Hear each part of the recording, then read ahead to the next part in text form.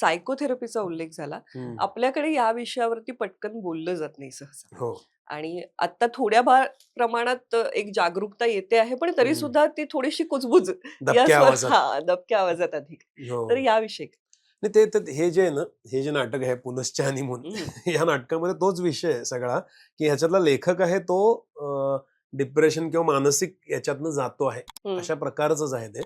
आणि त्याच्यामध्ये पण तो फरक आहे, की पहिल्यांदा तो जेव्हा सायकोथेरपिस्टकडे जातो तेव्हा तो म्हणतो म्हणजे तुम्ही कोण आहात? वेड्यांचे डॉक्टर का?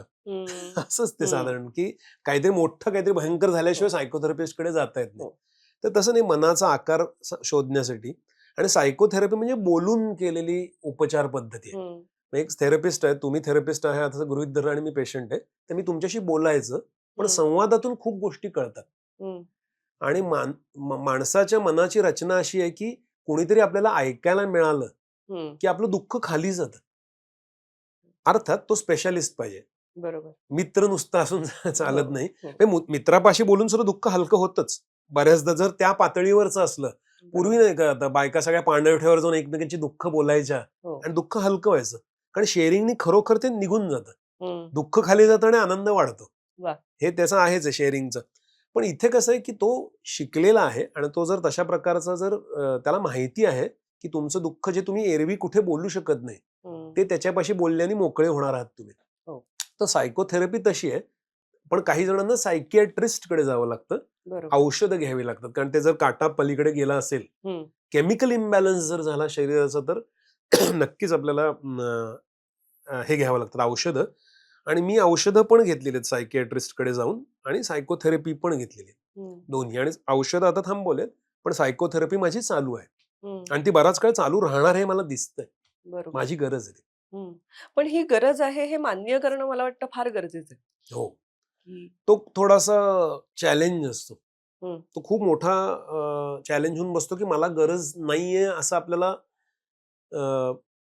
वाटतं, कारण ऍक्च्युअली तळामध्ये ट्रस्टचा विषय असतो. आपण विश्वास टाकू शकत नाही कोणावर तरी, तेवढं व्हल्नरेबल नाही होऊ शकत.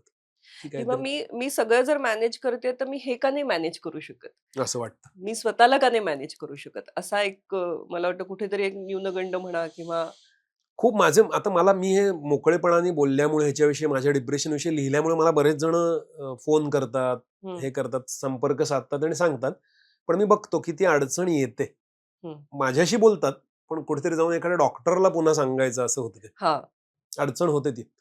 त्यांना असं वाटतं तो समजून घेणार नाही खरं, आणि एकदा गेलो की तिथे अडकेन अशी एक पुन्हा वेगळी भीती असते. खूप भीती आहे त्याच्या भोवती, ज्या हळूहळू आता कमी होत जातात.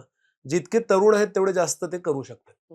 मला वाटतं पुन्हा एक वातावरण निर्मितीचा, एक सामाजिक वातावरण निर्मितीचाच भाग आहे ना याच्यामध्ये, की अरे जसं कुठलाही ट्रेंड कधी येतो की हा करतो तर मी पण करतो, या ह्याच्यातून ते येतं. मला वाटतं ते तितकं उथळ नसलं तरी सुद्धा कुठेतरी एक विश्वास असतो ना की अरे याला फायदा झाला तर मलाही होईल. तो विश्वास देणं मला वाटतं फार आहे ना, गरजेचं आहे. आणि आपल्याकडे अजूनही ना तेवढ्या प्रमाणात चांगले थेरपिस्ट नाही आहेत ना. अगदी संख्या विषम आहे, म्हणजे पेशंट्स खूप आणि थेरपिस्ट कमी. त्यामुळे काही काही ठिकाणी तर मी बघतोय की अगदी तुटपुंजे कोर्सेस करून काही जण थेरपी चालू करतात आणि त्यांच्याकडे काही जण जातात. आता ते तसं उपाय होणं इतकं ते क्विक फिक्सेस नसतात, बँडेड्स नाही आहेत ते. तर ते जरा तो एक आपल्याकडे जरा चॅलेंज पण आहे.